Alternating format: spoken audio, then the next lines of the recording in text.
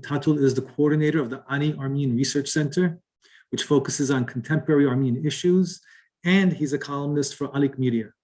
Between 2009 and 2021, he was an analyst at Civilitas Foundation, as well as a correspondent for its online CivilNet broadcasts. Tatul is also and has also contributed to other media outlets, including the Armenian Reporter, Public Radio of Armenia, Ask, Yergir, and Angachutun. Shogalutun Tatul. Thanks so much for being with us.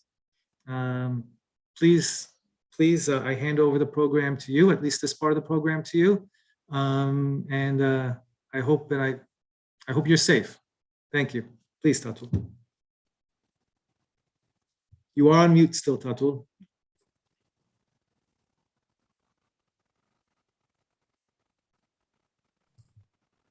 Yes.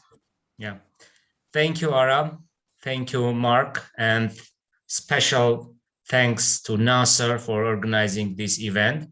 And before starting, first of all, I am safe, and all Syunik residents are safe, because although we have a neighbor who wants to capture territories from Armenia, still Armenian army is strong, and now the only force who can prevent Azerbaijani incursions deep into Armenian territory.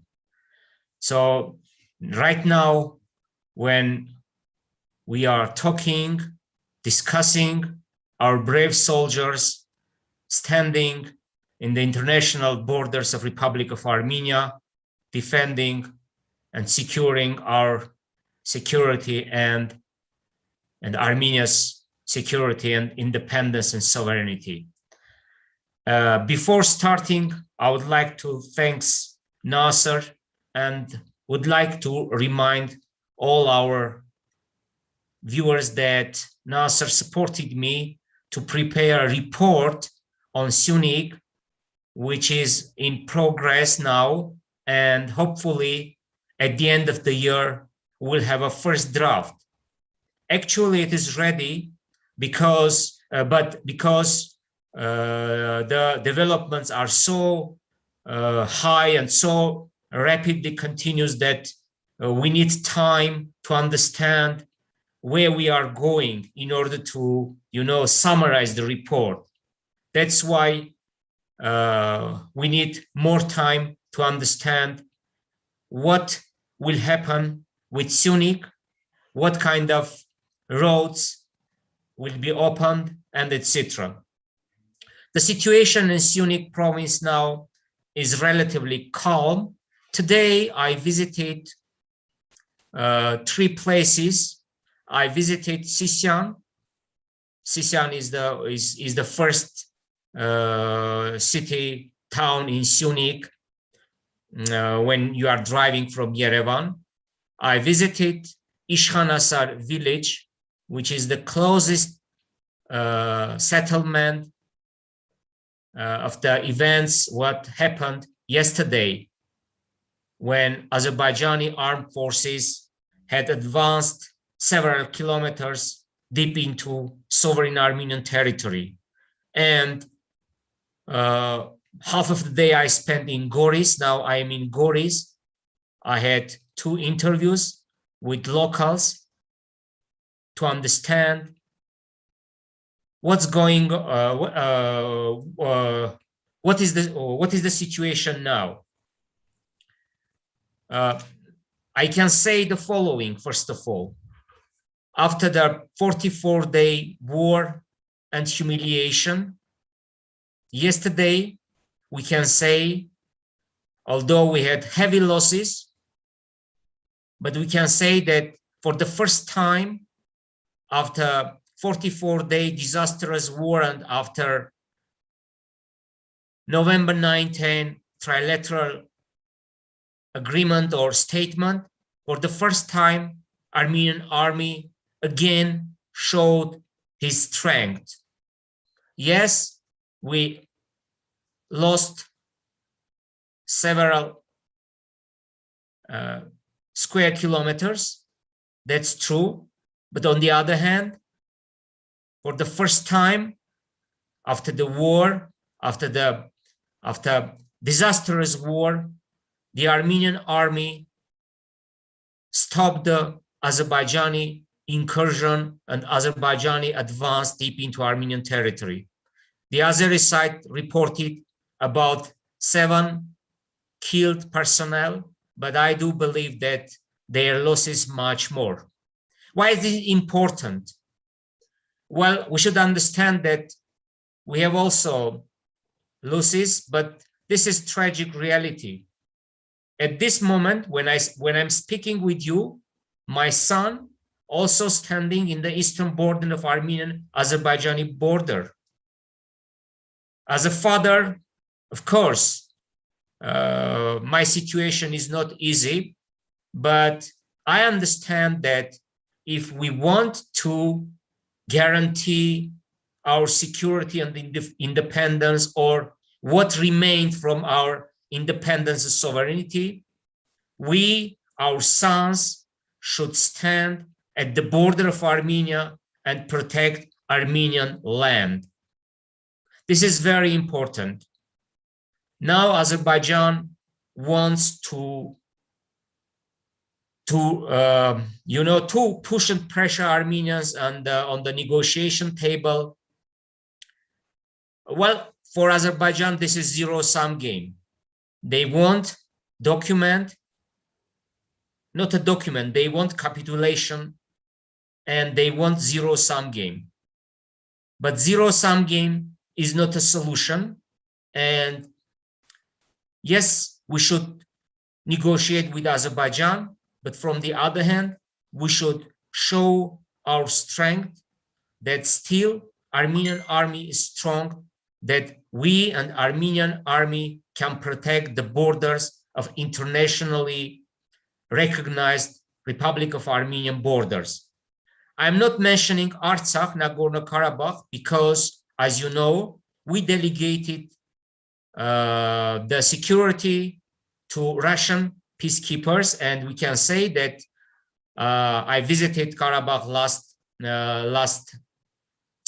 last week, and we can say that Karabakh, Nagorno-Karabakh, and Armenians living there are much more secure.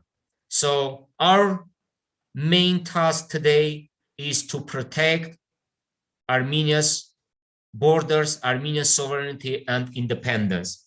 As I said, Azerbaijan had advanced several kilometers in two places of the eastern border of Armenia. And according to official data, Azerbaijan since May 2021 occupied, captured about 40 square kilometers territory of Republic of Armenia. And Armenia, since May of this year, clearly says that she is ready for delimitation and demarcation process with Azerbaijan. But Azerbaijan wants to receive, as they called and as they today called, Azerbaijani foreign minister, then Turkish foreign minister. They said that they should receive yes from Armenian side, and they should have an access, as they claimed, as they said, Zangezurian corridor, which will connect Azerbaijan with Nakhichevan and Turkey. So this is the situation. Azerbaijan wants to that corridor, and Armenia say no to any corridor. Armenia says that is ready for opening borders, railroads, highways, but we are not ready to give any sovereign passage, any corridor which will connect Azerbaijan, Nakhichevan, and Turkey.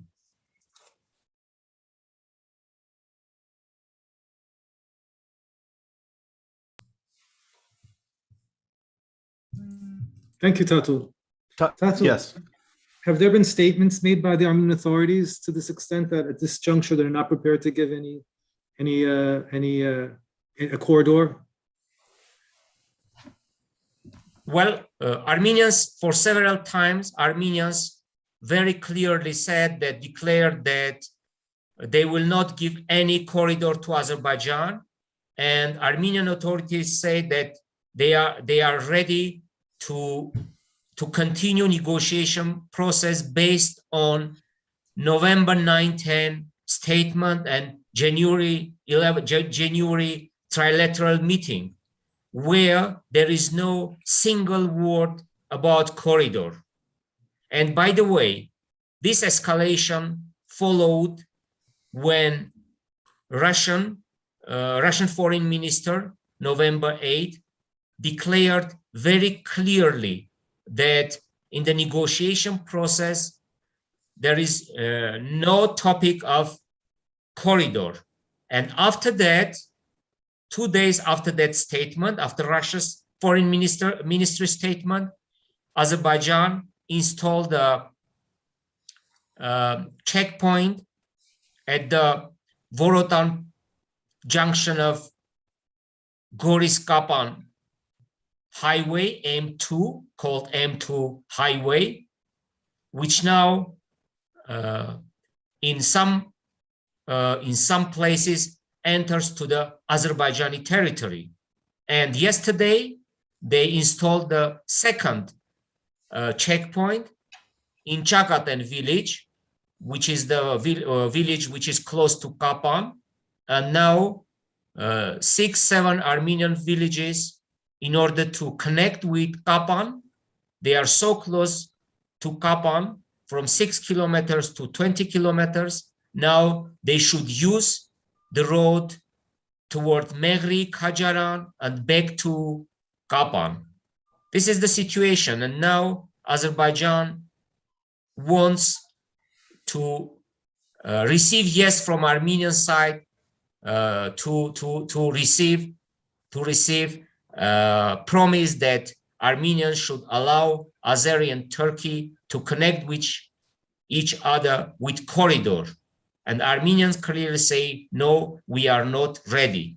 And by the way, interestingly, the clashes took place at the Armenian-Azerbaijani border.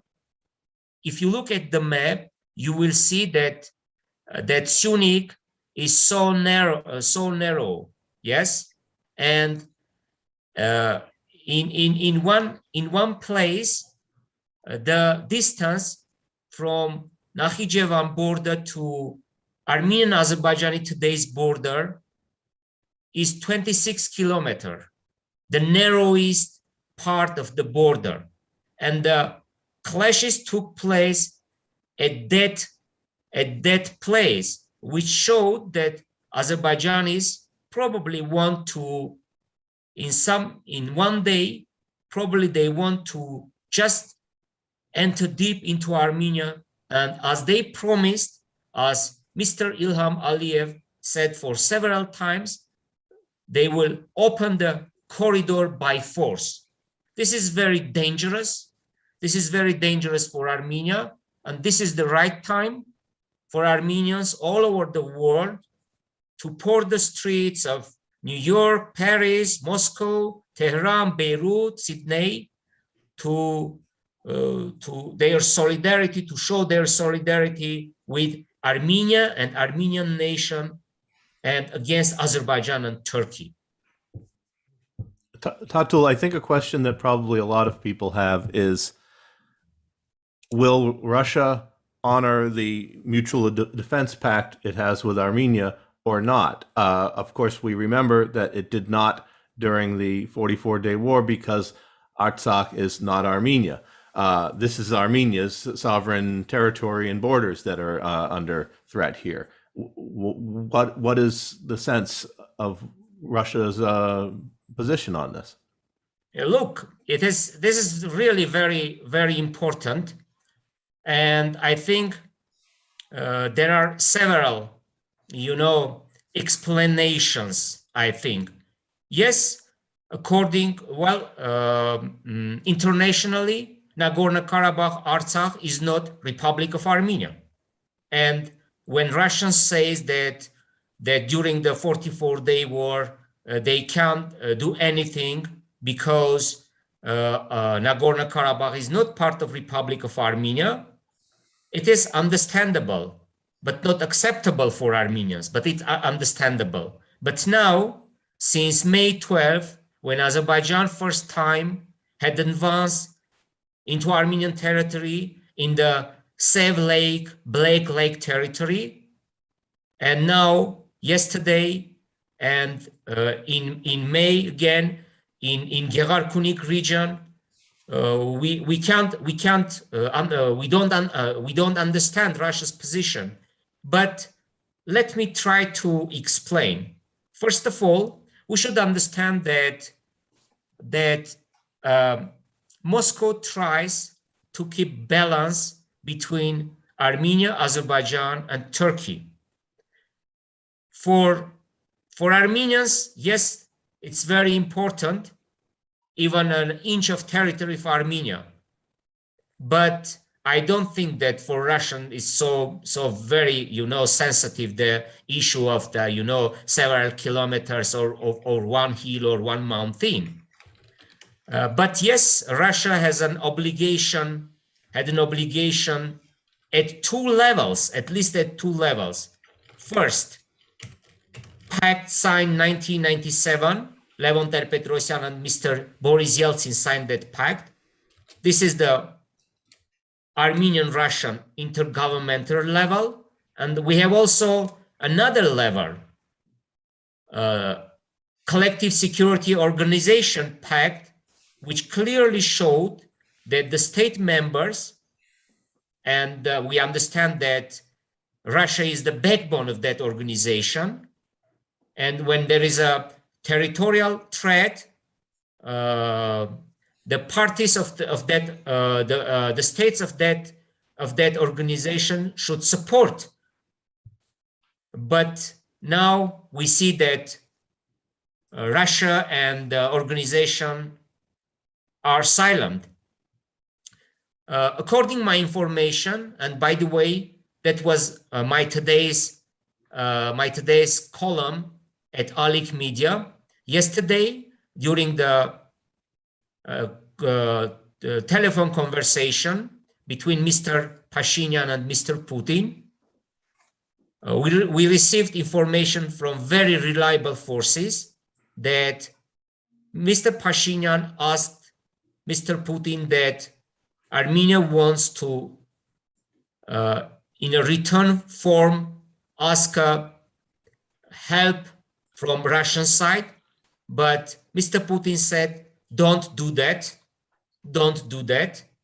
But on the other hand, he promised that Russia will do its best to stop the fightings, and they did. And Russian brokered yesterday's clashes between Armenia and Azerbaijan. Secondly, we should understand that Russia is a very big country, the biggest country in the world, but Russia is not a superpower, as many Armenians believe in the world. We see that now Turkey and Russia are equal partners, and even Azerbaijan can say no to Russians.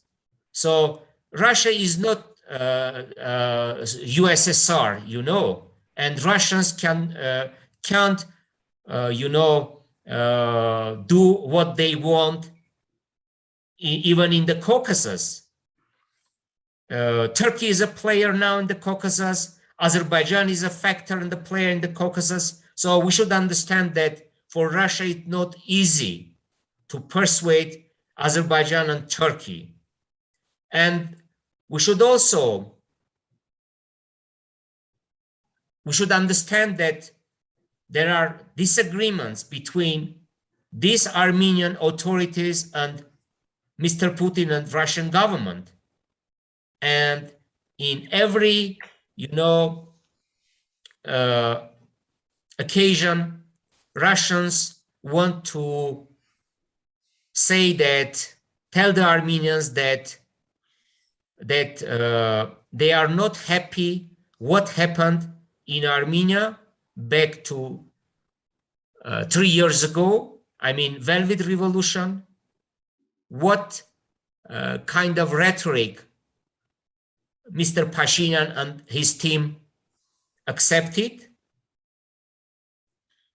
in regard of Russia.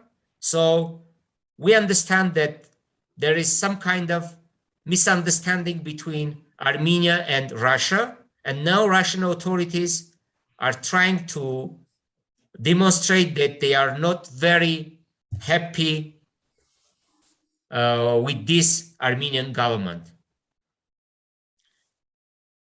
Tatul, if I may ask, we do have a question as to whether the Armenian troops actually stopped the Azerbaijani forces. We know that 2 heights were taken by the Azerbaijani forces. So did the Armenians engage militarily after those heights were taken? Look, it's true that Azeris had taken 2 Armenian military posts. And when the clashes started, and when Armenian army stopped the Azeri aggression, yes, Russians at the last moment, they brokered ceasefire, but Armenian army stopped the Azerbaijani advance, although yes, we lost yesterday, as authorities said, 2 military posts and several square kilometers territory. Are drones coming into play in this at all No. at this point? Why do you think that is? No, this point, no, but the sides used heavy artillery. And while talking with the residents in Sisyan and in the village of Ishkhanasar, which is about very close to what yesterday happened, they said they heard the bombardments, and the sides used heavy artillery, and also Armenian military showed how Armenians strike the Azerbaijani personnel and Azerbaijani armored vehicles. And Armenians said that Azeris lost at least 6-7 armored vehicles. We have a question from Henry, Tatul, and that question is, when you say Armenia is saying it is not ready, and I think it's not ready with regard to perhaps certain, is with regard to the corridor perhaps, or with regard to border delimitation, I'm not sure. Does that mean? Let me say something and continue, please. Well, Armenia says that he is ready for delimitation and demarcation, but not for any corridor, because according to agreement, statement, which many Armenians think it's a capitulation act, I mean November 9 statement, trilateral statement, there is no any word about corridor. And in this case, Russia supports Armenians. As I said, Russian Foreign Ministry November 8, they made a statement saying that there is no word about Zangezurian, as Azeris and Turks claim, Zangezurian corridor. But yes, Armenia is ready for delimitation and demarcation. Tatul, was that comment with regard to a corridor plus any transfer of sovereignty, or just a corridor? Because I am looking at the November 9th agreement / capitulation, and it does refer, Article 9 does refer to a transport connection between Nakhichevan and the Republic of Azerbaijan. And it does say that the Border Guard Service of the Russian Federal Security Services shall be responsible for overseeing the transport connections. Look, So is this Russia trying to ensure that it will be the one in control of such a transit? of course, Okay. Russians want to deploy their peacekeepers everywhere, even in the territory of Armenia, which is, factually, it's under the Russian, Russian, what kind of word we should use, I don't know even, under the Russian control, let's use this word. Russians want to deploy their peacekeepers along all the roads, railroads connecting Armenia, Azerbaijan, Turkey, Armenia, Russia via Azerbaijan, and other roads, thus to have influence on Turkey and on Azerbaijan. Right. Because when they will deploy their peacekeepers, for example, along the railroad, it means that at any time they can close that railroad, which means that they have a leverage on Turkey and on Azerbaijan. But look, why Azerbaijan and Turkey are emphasizing the word of corridor. They understand that right now Armenia is very weak. They signed the agreement. According to that agreement,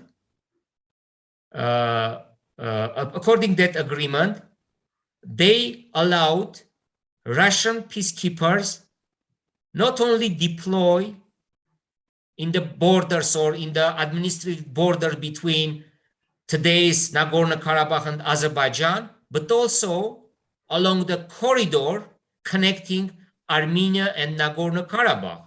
And now Azerbaijan and Turkey wants the same corridor. They say, look, we give you a corridor which connects Nagorno-Karabakh to Armenia, and you should give us corridor which will connect Azerbaijan with Nakhichevan and with Turkey. We understand that there is no any agreement about the corridor in Zangezur, but Turkey and Azerbaijan wants to push and pressure Armenia and Russia to have that corridor.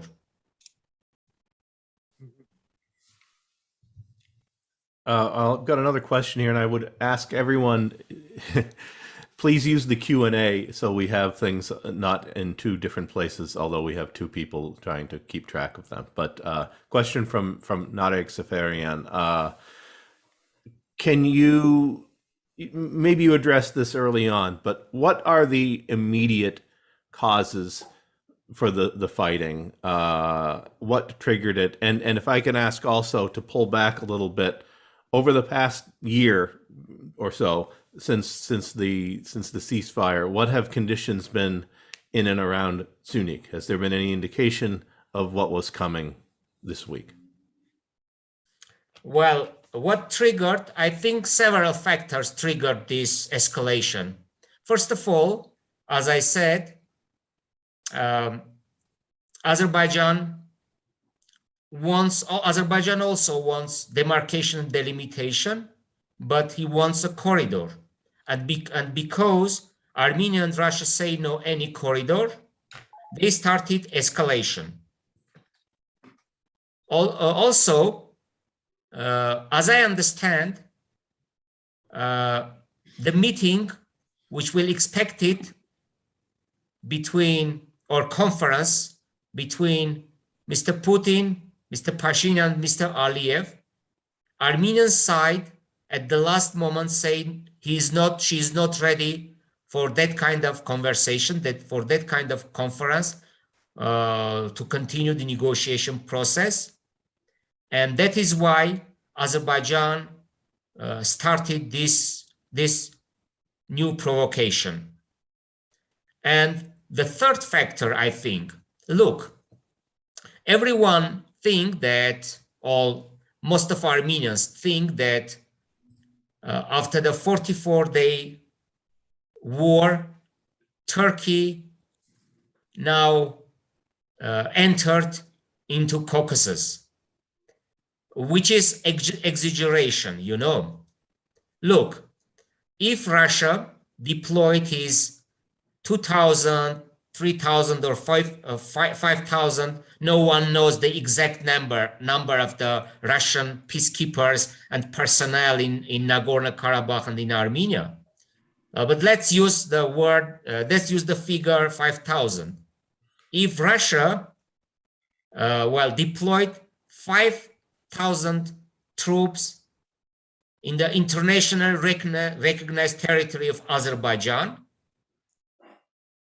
Turkey only now has 60 unarmed military personnel in Aghdam. And I think Turkey is not satisfied with this, and they want to undermine the process in order to, you know, add their influence in Azerbaijan and over Armenia.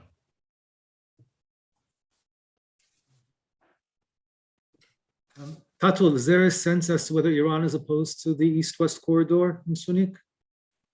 What kind of corridor? The corridor, and the Syunik corridor, the proposed or the Azeri proposed, Azeri imposed, seeking to impose corridor. Is there a sense as to whether Iran is for or against it? Of course, Iran against. Russia against. Well, Russia is not against. Russia is 50-50 because they are not against, because they know that even if there will be a corridor, they know that for sure they will deploy peacekeepers along that corridor. So for Russian is 50-50, but Iran is against. But Iran is not doing anything to prevent Turkish and Azeris influence over Armenia. Moreover, Tehran, after 44-day disastrous war for Armenia, they congratulated Azerbaijan, and they again congratulated last week when Azerbaijan celebrated the year, as they said, their victory against Armenia. So Iran's position, well, Iran is a good neighbor of Armenia, but we should understand that in Iran's role is not so clear in this game. Yes, but they are against to any corridor, because they understand that it's very dangerous if one day Armenia and Iran lose their common border. And this is very dangerous future, not only for Armenia, but also for Iran. Because as they desire, as they dream, Turks and Azeris will join in Syunik, with Syunik corridor, it means that they will have a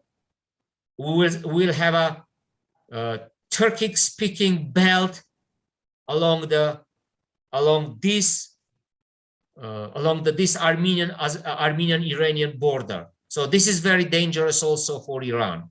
That's why they are against. But what will Iranians do if, let's say,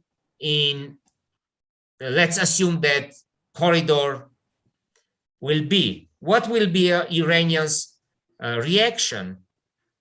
Are they ready? Will be they ready to enter into the game? We don't know yet. But for sure they are against. And also we remember that in 2001, when Armenia and Azerbaijan was so close in Key West to find an agreement, final agreement called Key West Agreement or territorial swap, we remember Iranian reaction. They harshly criticized that agreement. We do have a question with regard to the 60 or so soldiers, personnel in Agdam. Do we have are we certain that that is the number? What is the source? Has it been published? Well, this is official force.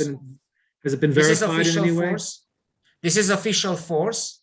And yes, we know that during the wartime, during the 44-day war, Turkey supported Azerbaijan. They transferred into Azerbaijan 1,000 of mercenaries from Libya and from Syria. We know that they supported Azerbaijan, by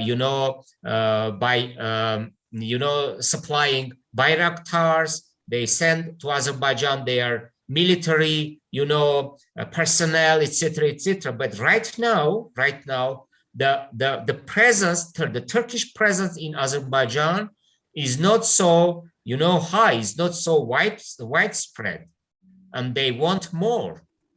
Okay. And they are not equal part of this game with Russia. They understand that Russia now dominates over the Caucasus, and that's why they are not very happy with this situation. And moreover, one more important thing. Now you can, while reading the Azeri press, you will find a lot of authors and articles which say that yes, we won the war, we liberate our territories, but now, before September 27, our neighbor or rival was Armenia, weak Armenia, and now is Russia. Will we be able to, say, go home Russians after 5 years, after 10 years? And now, many writers, many intellectuals think that this is not 100% victory. Mm-hmm. Okay. Yeah, there's a question here, Tatul, that it appears Azerbaijan wants to take over the M2 E117 route of Syunik going through Sisian by the latest action. What are Armenia's military and diplomatic ways to overcome and eliminate this threat? Well, now, as I said, Armenia's army is the guarantor of Armenia's security, but Armenia is weak, and Armenia can't fight against 10 million Azerbaijan and 80 million Turkey.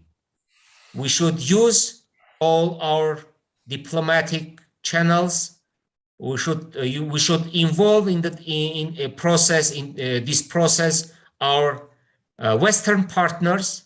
We should use the diaspora network, the diaspora organization, our friend all over the world, in order to stop Azerbaijan and Turkish possible aggression against Armenia.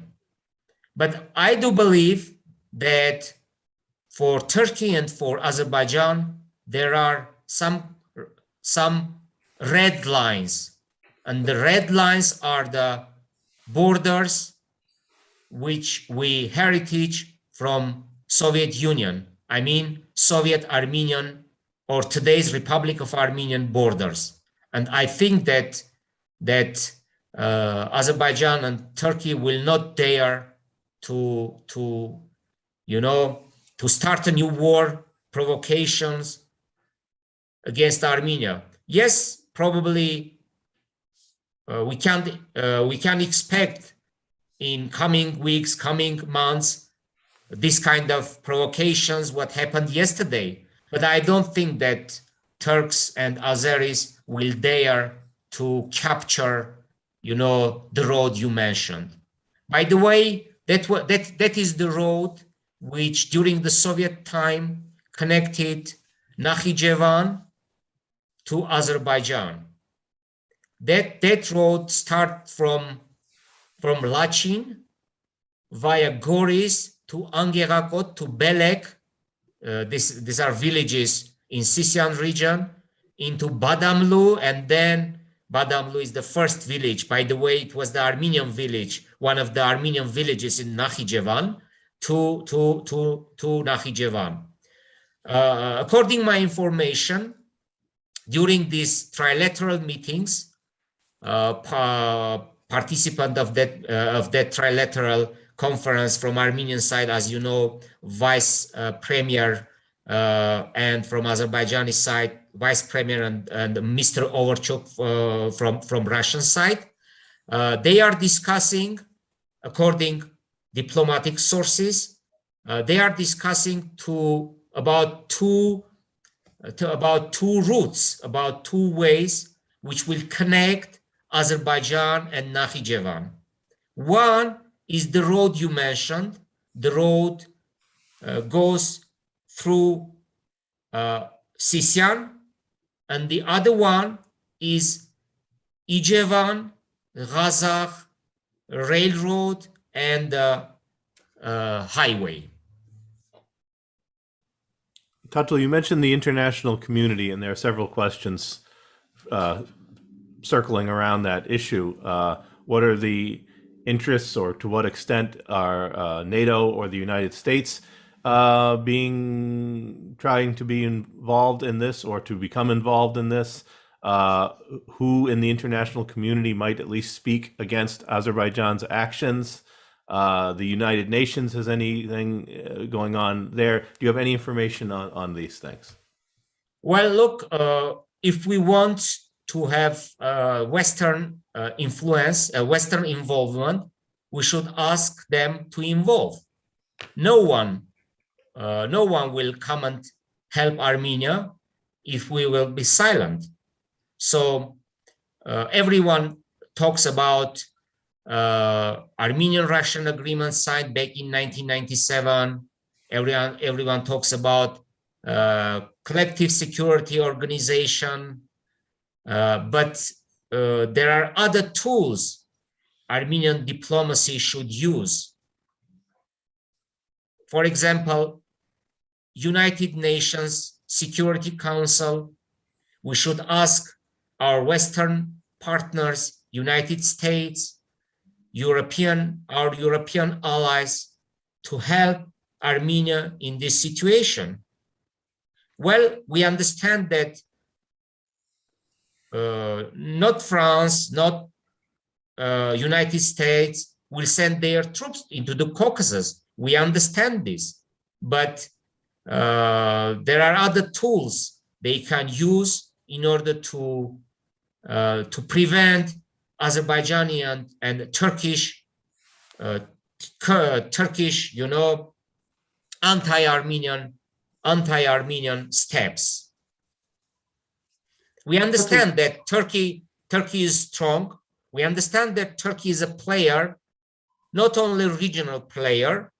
They think that in one day they dream about becoming a global player, and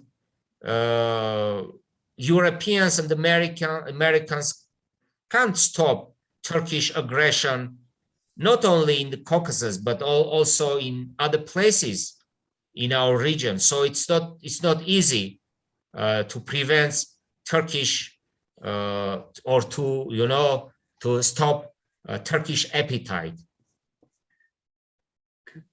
Tatul, do we have a sense of, why Armenia has not taken more measures to build its capacity at the border over the last few months? Well, everyone criticized Armenian government for doing nothing, but I'm a critic of Armenian government, but we should understand the following fact. Now we have new borders, and the new borders from Gegarkunik, new border after the 44-day war, we have several hundred kilometers new borders with Azerbaijan. Yes, I can criticize my government I criticize my government, but on the other hand, I understand that Armenia is not so strong to build new posts, new military posts, new, engineering things along the border. Azerbaijan has a lot of money, and Azerbaijan, only in Tel Bajar, in the Lachin region, they constructed 500 kilometer road, which stretches along the Armenian border. And Armenia is a poor country. Okay. Well, what measures have Azerbaijan taken since May to consolidate the territories that they've taken and occupied in Armenia proper? Do we have a sense of that? Have they taken measures? Have they taken measures to protect and consolidate their position? Yes, of course, yes. Azerbaijan's not only they clearly say that they are when Armenia accuses Azerbaijan that Azerbaijan, had advanced deep into Armenian territory. Azerbaijan claims that its troops located in the territory of the territories that Baku regained as a result of the war, 40-day war, and as a result of the trilateral agreement signed in November 9. But we know that they are in Armenian territory, according to even the maps published in Baku. We know it, and now Azerbaijan wants to stay in that territory and to keep that strategic heights. For example, they want yesterday they wanted to capture one very important hill mountain, which just sees, overlooking way connecting Goris, Sisyan, and Yerevan, but they didn't succeed. Mhm. And this is a question also that has come up in several questions submitted. What leverage, if any, does Armenia have to try to, well, one, regain these territories that have been taken in recent fighting, or other territories? And related to this question, do Azerbaijan and Turkey, in fact, need an all-out war at this point if they can keep making small incursions that take small amounts of Armenian territory, but which would add up into major territorial loss potentially over the course of time? Well, right now we understand that Armenian army is not ready to liberate the territories from Azerbaijan. This is sad reality. Well, in 1994, in 1993, we, liberated or captured 7 regions of Azerbaijan. But now we can't, liberate the territory which belongs to Republic of Armenia. This is sad reality.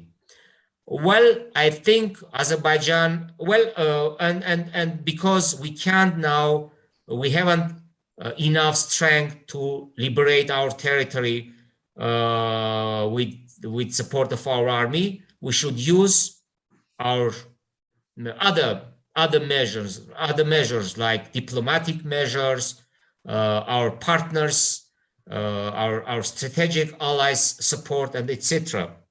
As of the second question, I think Azerbaijan and Turkey wants to control and to take more and more territories from Armenia in Syunik region, in Gevarkunik region, in order to, dictate their will over Armenia during the negotiation process. We understand that delimitation and demarcation process is a long process. Even, states which are, let's say, friendly states, like for example, Armenia and Georgia. For 25 years, we can't finish demarcation, delimitation of the Armenian-Georgian border, and 40% of Armenian-Georgian border still is not delimited and demarcated. And imagine demarcation, delimitation process between Armenia and Azerbaijan. And Azerbaijan, knowing that this is long process, they want to have territories in order to dictate their will, in order to get more and more from Armenia. That's why they want to capture different territories in different places.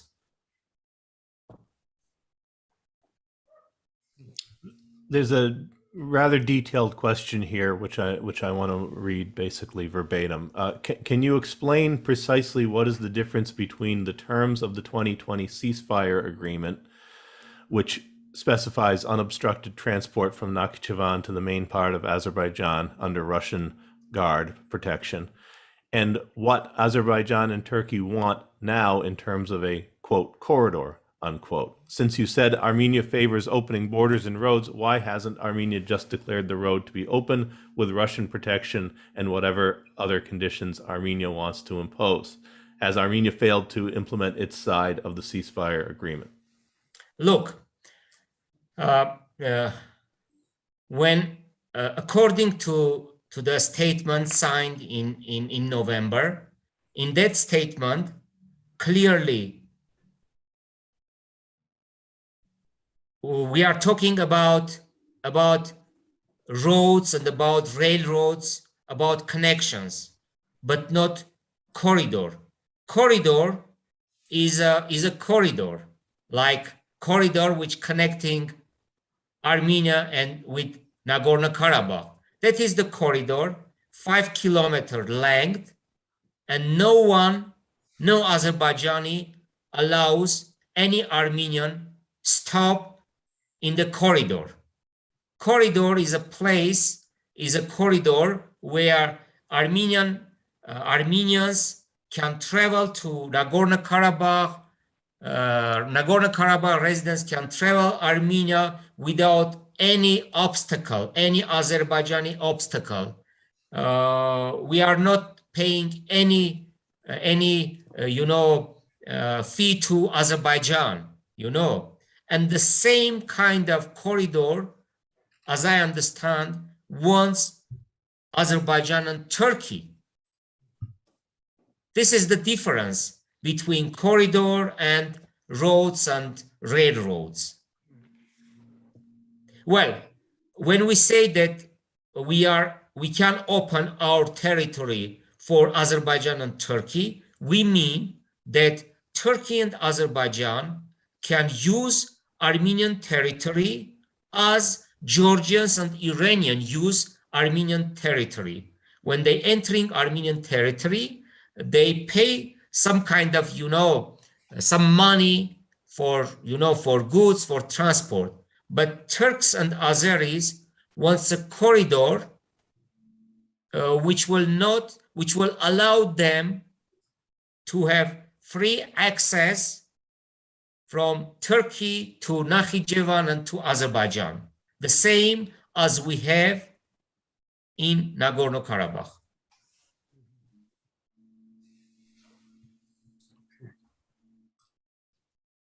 Ara, do you have a question there? Sure. I mean, there's a follow-up question to that Alan asks. Well, Yes. If that were to happen, or from Gregory actually, would not the corridor to Zangez would compromise Armenian sovereignty by linking Azerbaijan to Turkey? You mentioned that Russian peacekeepers would protect and monitor this corridor, but the corridor would essentially mean that Armenia would not have control over this southern stretch of territory. Yes, that's right. That's right. That's why we should do our best. We should try not allow any corridor to Turkey and Azerbaijan. That's true, yes. And potentially, corridor also is very dangerous for Armenia, because corridor means that Armenia is divided to Armenia. Corridor means that we will have two Armenia. Well, Northern Armenia and Southern Armenia, which is very dangerous. Yes. And following up on that, again, this is a question from Alan Whitehorn. What evidence is there? This is maybe a rhetorical question, but it's an important one. What evidence is there that Armenian concessions to Aliyev and Erdogan will satisfy their ambitions, since their ambitions appear to be virtually endless? Yeah, endless. Yes, endless. The only obstacle which will close the Turkish and Azeris ambitions and appetite is strong Armenia. We remember that before the war, Armenia dictated its will, and now Turkey and Azerbaijan dictates their will over Armenia. So they understand that Armenia is weak. And by the way, Turkey and Armenia wants peace. Turkey and Azerbaijan want peace with Armenia, but with Armenia, which is weak, which is very weak. Peace on their terms, yes. Yeah, peace on their terms, right. Tatul, Kevork asks us if Ishkhanasar is almost midway between Azerbaijan and Nakhichevan.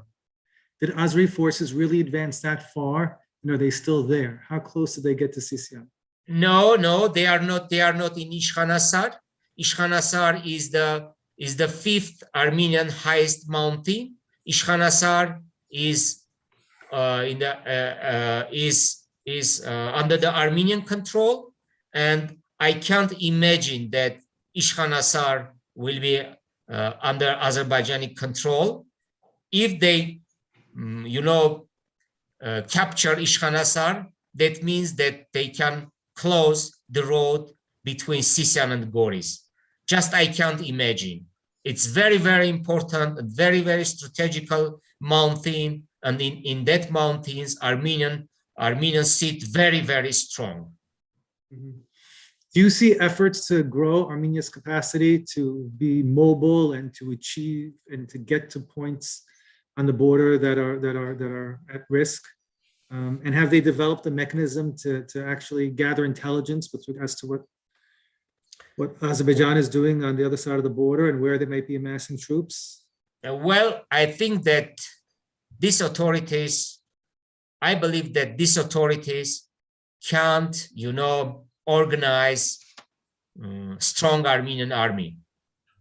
But on the other hand, if I compare army we had after the war and army now we have, there is a different. The difference is very, very obvious. Now Armenian army is much more stronger than after the war.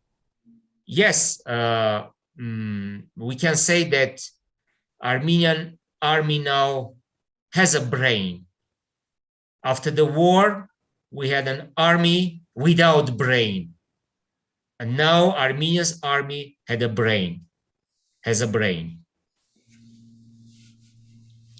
But if Azerbaijan decided to escalate and to begin using drones once again, would that not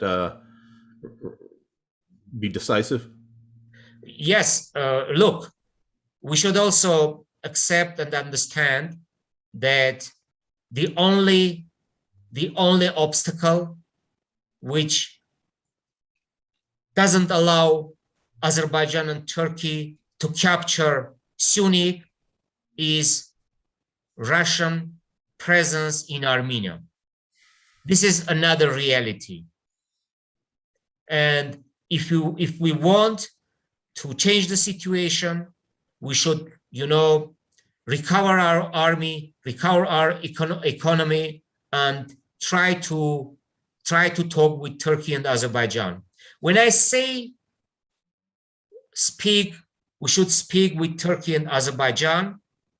Many Armenians criticize me, but for me, negotiations with Azerbaijan and Turkey is very important instrument for Armenia. It's a very important security instrument.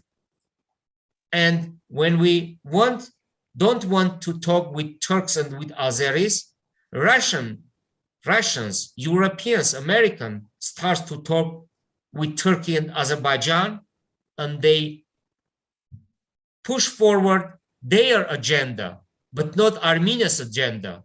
That's why I know it's not easy to talk with Turkey and Azerbaijan, but there is no other way. There is no alternative. Tatul, you mentioning Turkey and Azerbaijan quite often together, even with regard to this last incursion at this juncture in time. Could you explain as to why you see Turkey playing and where you see Turkey playing such a decisive role in this? Because from here, it seems that Azerbaijan is the driver, and these are Azerbaijani expansionist policies that do have a convergence, perhaps with some elements of a Turkish agenda, but the main driver, from what we can see, is Azerbaijan. Of course, the main driver is Azerbaijan, but Azerbaijan is a main driver because they understand that they feel the Turkish breath. That's why they can go in such kind of provocations. They understand that Turkey is ready to help Azeris, and the only country who supported yesterday was again Turkey.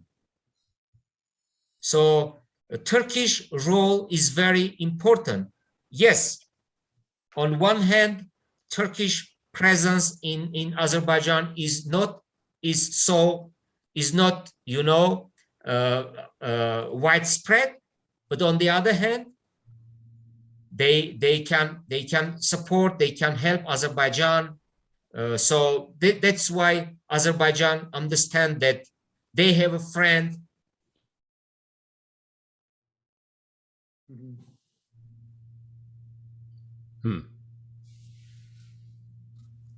Yeah. Tatul, we lost you for the last 5 seconds. If you could just repeat your last 2 sentences.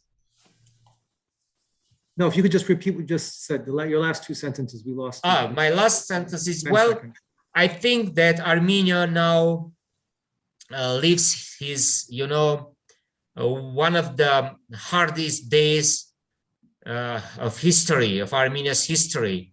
Even I can say that since 1920, when we lost Kars and several thousand kilometers, we lost part of Eastern Armenia.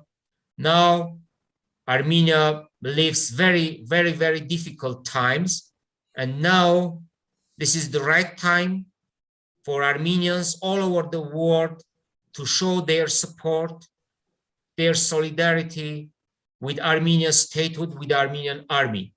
I understand that many Armenians don't want and don't accept Pashinyan and his team, but now we are talking of Armenia's, about Armenia's sovereignty, about Armenia's territory.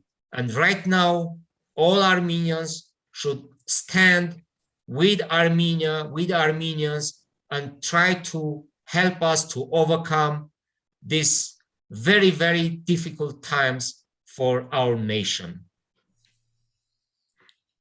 Let me ask a blunt question then, Tatul, that comes out of several comments and questions that have appeared.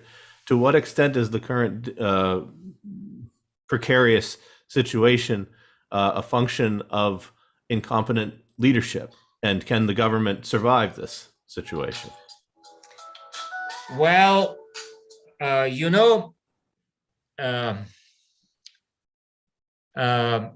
it depends from Russia.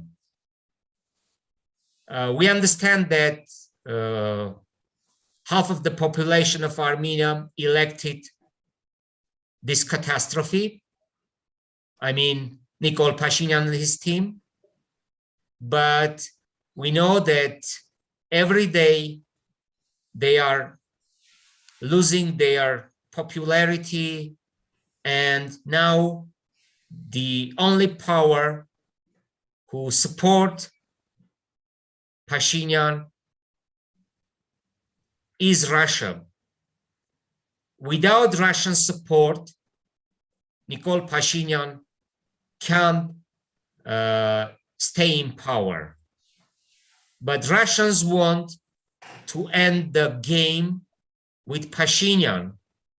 They started the game with Pashinyan, and they want to end the game with Pashinyan. After that, probably Pashinyan will resign, or what will happen, I don't want to predict.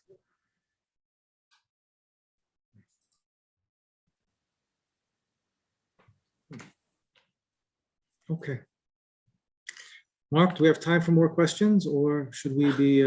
We should Tatul, take do have more time for questions. maybe one or two more, and then we should. Yes, probably please, wind it one down. or more questions, because after 15 minutes, I have my live in Armenian in Facebook. So, Understood. yeah. So here's one question. You had spoken earlier about the Armenian army, the Armenian military recovering its brain, so to speak. What do you mean by that, and how has that happened in the past year since the terrible military defeat of 1 year ago? When we had a terrible war, look, we lost 4,000, at least 4,000 Armenian soldiers, 10,000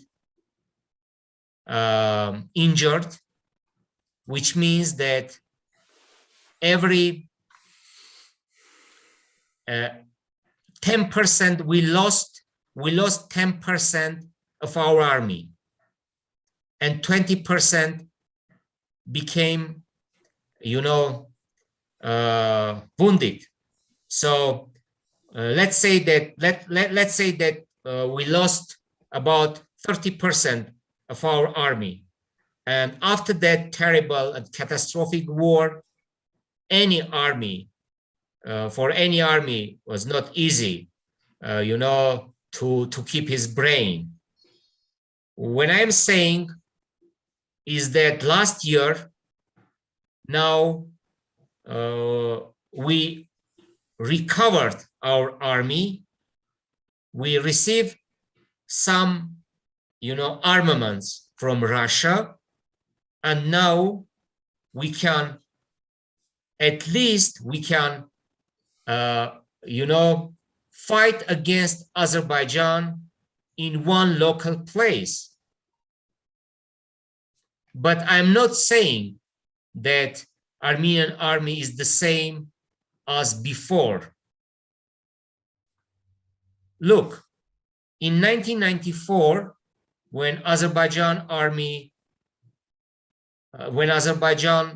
lost the war, lost the territories, in order to recover their army and in order to start a new war, they waited 26 years. 26 years. And during that time, they converted oil money into weapon and started a war against Armenia.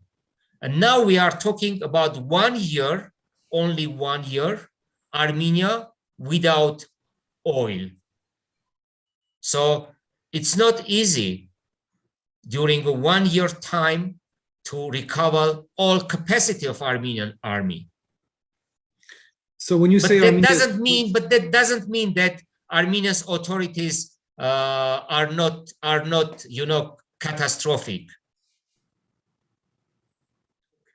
It's hard to just reconcile all these statements, Tatul, to be honest. Yeah. So it's there's stronger, significant progress has been made, but we're not sure how to measure significant progress because the demands and the challenges are great. And But the Arajan, by the way, yeah. every Armenian right now should ask the following question. Is he ready to become a soldier of Armenian army? Is he ready to send his son into Armenian army? Is he ready to sacrifice something for Armenian army? Is he ready to, to send every day, let us say, $10 to Armenian army? When we say Armenian government, we should understand that Armenia is not Nikol Pashinyan. Armenian army is not Nikol Pashinyan, fortunately. Armenian army is me, you, and all Armenians. Yes. With regard to, yes, thank you. Yes, there is a shared responsibility. Yeah, of course. Although more, however, there are those who are primarily responsible. Of although course. There's a shared responsibility. Of course. And with regard to those who are primarily responsible, you mentioned that there's been an improvement in terms of, I guess, brain capacity, in terms of policy making. There's been some sort of, improvement. Can you give us a sense of, that where that optimism might come from, so our audience members can also feel a little bit more optimistic, perhaps? Well, we should be optimistic. No, specifically with regard to the brain and the policy-making capacity and the capacity to execute, let's say, policy and implement policy.